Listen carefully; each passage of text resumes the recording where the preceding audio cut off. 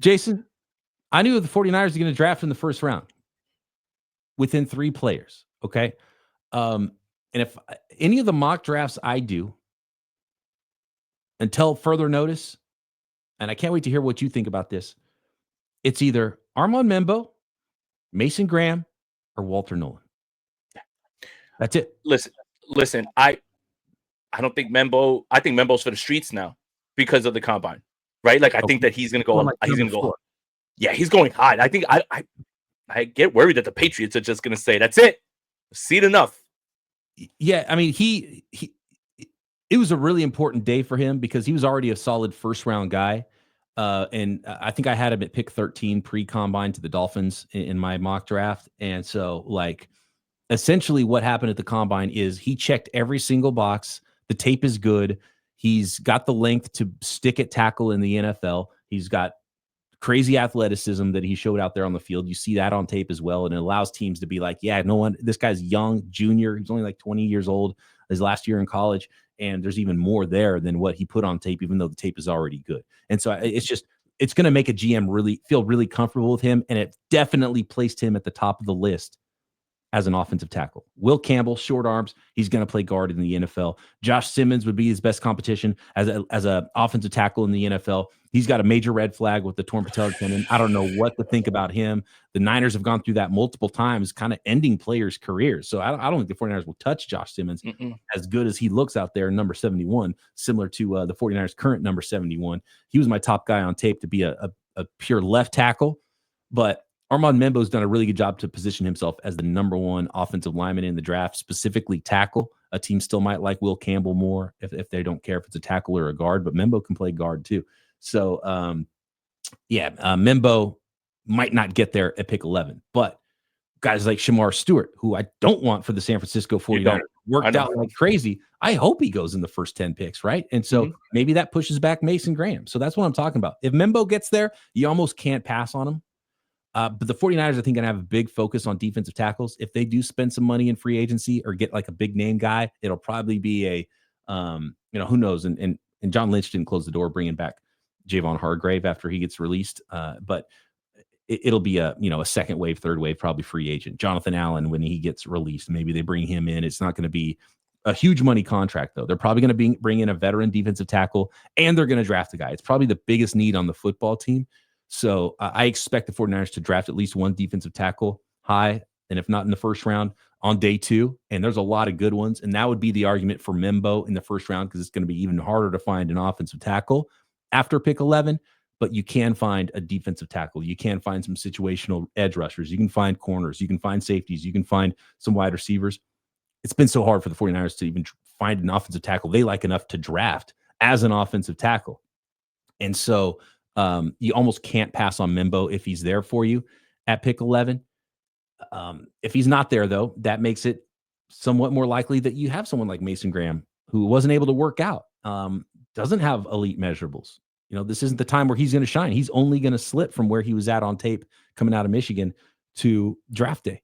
And then Walter Nolen is a player that hasn't worked out yet. But if you're talking about defensive tackles, I just think he's got a motor. He can man that 3 technique. He can get upfield as a pass rusher. He can stop the run. He's just a complete guy and has the physical traits to be the top half of the first round player in this draft. I think there's some other players that maybe would be more dark horse candidates. I mean, Will Campbell, I'm sure the 49ers are going to love Will Campbell. I'd probably put him next on the list. And the 49ers might have an opening for a starting guard. And you know how the 49ers are with like, well, we have this opening. Here's the best guy there. We're going to draft him. So shouldn't be shocked if Will Campbell's the guy. I think for me, he would be behind the other 3 that I mentioned. And there's one more dark horse. Kyle loves his toys. And it's not Ashton Genty. It's Luther Burden. Kyle Shanahan is going to watch the Luther Burden tape and be like, why did I take up a wide receiver last year? I would have rather taken this guy. And you know what? We're going to trade Brandon Ayuk in the next year anyway. Might as well take Luther Burden. He's my favorite guy. Don't be shocked at all if the 49ers do something crazy where they trade Brandon Ayuk and draft Luther Burden at pick number 11 either. But in my opinion, right now, I won't do a mock draft that doesn't have Membou, Mason Graham, or Walter Nolen to the 49ers at 11. So with Nolen, the buzz is off the field stuff, right? Yeah. And I wonder how much that is going to play into it, because the 49ers have shown, I think after Reuben Foster, that's it. We're not doing this with you, right? Like, even if there's even a hint of that, right? I don't think that there's issues with the player himself at all. That's why Mike Green's falling. Mike Green has apparently 2, you know, I don't want to say the word because it's YouTube, SA cases that have happened, you know, and that's it, right? Like, again, the 49ers are in the business of not only good players, but good people. I'll tell you this. I think it's Mason Graham or a trade back. Because at that point, I don't know if the 49ers have anyone on their board that they have highly graded enough to take at 11. And I'm sure someone will. And then to your point about Luther Burden, man, I don't know where this comes from, but the combine, they were like, Luther Burden has character concerns on the field, not even off the field stuff. Like, he had 1 foot out of the door when his quarterback wasn't playing well. He's not running routes. I'm just like, are you guys saying this so he'll fall? Yeah. Like, are you guys like really intense? So, like, the things that you can set your watch to for sure is if a player has a checkered past with any sort of criminal activity, he's off the board. He's gone, in my opinion. With Luther Burden, that felt like a little bit of like slandering to see if someone just says like, you know what, I don't want to touch that, because you can't prove that. You can't prove that. That's something that's hearsay a little bit, right? Yeah, it's not like there's a police report about it. And it depends on who you, and I think that's why the 49ers for a while like really went to certain colleges. They really trusted Arizona State. They really trusted South Carolina, because they trusted the coaching staffs to give them the real deal dirt on players and what the real scouting report was on off field for guys and the character reports. And I think the 49ers felt burnt by Nick Saban and possibly others early in their regime. And so I think that is really important. Character is really important. And you look at all the hits the 49ers have had because they're straight up dogs, because they are hard workers. They're high character players, like all of the hits. And so that's obviously a huge point of emphasis. And that's the thing, is some guys are really some like, so the Walter Nolen thing, the only thing I've heard about Walter Nolen, and I don't even remember where I heard it now, because there was like some whispers, and you know, it happens because like everybody changes colleges a million times now, and the transfer portal is kind of insane.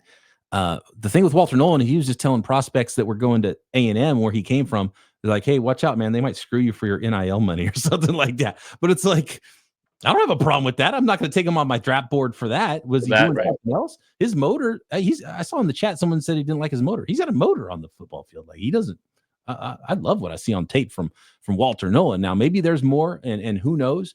But like, I don't care if, you know, the old coaching staff in college was mad because he left their college and have some like, you know, lovers quarrel going on. I don't care about that, right? Is he going to work hard? Is he going to play hard? And sometimes guys who are dogs on the field are a little bit abrasive, and their personalities might not be all cheery all the time, right? As long as they work hard and play hard, and there's nothing crazy like some of the stuff we heard about Mike Green, which is unfortunate because I love his tape, and he would probably be one of those guys for me early in the first round. If it's something like that, and you probably can't do it, right? So it's hard. James Pierce, there's been whispers about him. Is he this or that? So it's just hard to know. And I think different teams are going to evaluate it differently. You know, Kyle and John are going to meet with them, and sometimes they get a good vibe from guys, and maybe they'll get a good report from the coaching staff. Maybe you find out what the real story was, and it's no big deal. Maybe Juwan Jennings had stuff. That's why he fell to the 7th round. And also he ran like 4.7 and didn't try to, I don't think he even cared about his combine at all, because he's athletic, and he had one of the worst workouts of all time. I don't think he's as bad an athlete as it looked like at his combine workout, but he had some stuff off the field too. And there was whispers about it. And some teams, I think, didn't have him on their draft boards. And he's been model citizen for the 49ers as far as I can tell. Right. And so it's just really hard to know and hard to comment on the off field stuff unless you have really something to go by, you know, unless there's video of him with a gas mask bong, or, you know, whatever kind of crazy stuff that happens for prospects before the drafts. It's just hard to know. And then maybe if you did know, and whatever private investigator was doing some background on some of this, and you saw like the list of things, you'd be like, oh my God, I'm not touching this guy. But yeah. And you get, you know, remember Damon Arnett from the Raiders, who was like, oh my God, how did you draft that guy in the first round? Because there was already whispers about it, and he went even crazier once he got into the league. So it's hard to comment unless you know exactly, and some players you hear more details than others. But when it's just like, oh, there might be something there, it's like I don't know what to do with that.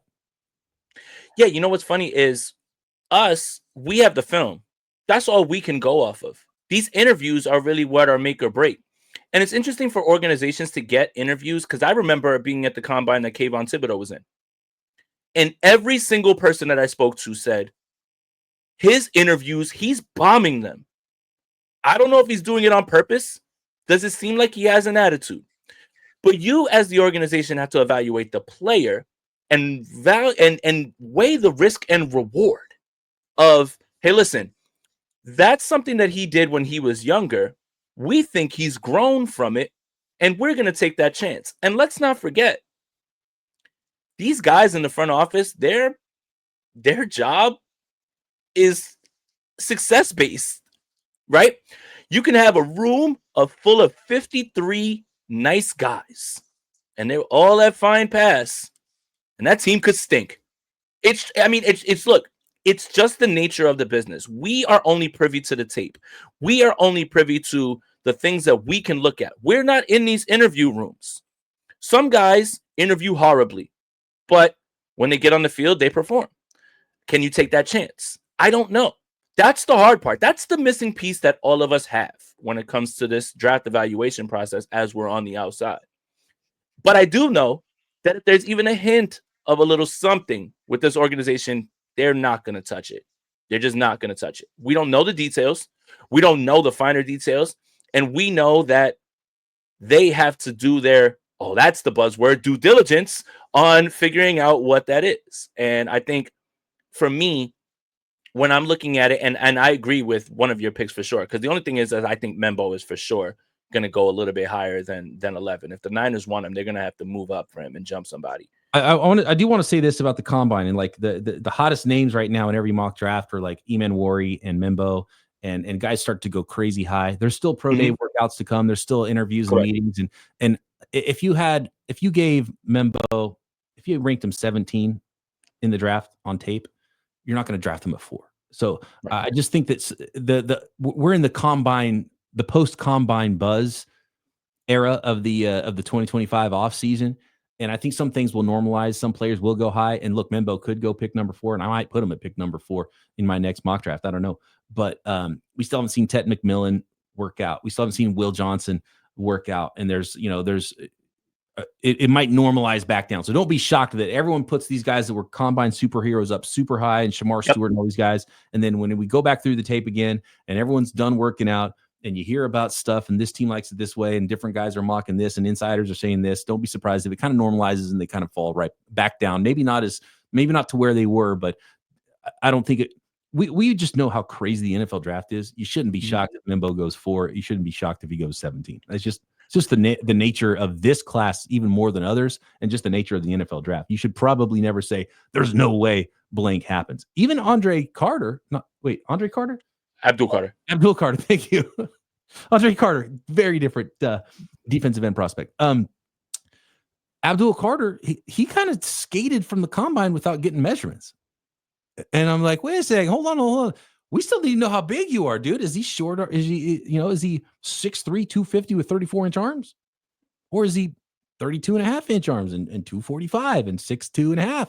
Because it starts to change. And like, is he that dynamic that you would still draft him number 1? So it's not done and written on him yet either. And he's got that foot injury that different teams might look at differently. So, I mean, there's still a lot that can happen to lock in the change in the NFL. People always say crazy stuff about people's mock drafts. The real NFL draft is going to be way more insane than the craziest mock draft you've seen. It is every single year. So prepare for it, because that's the way it is.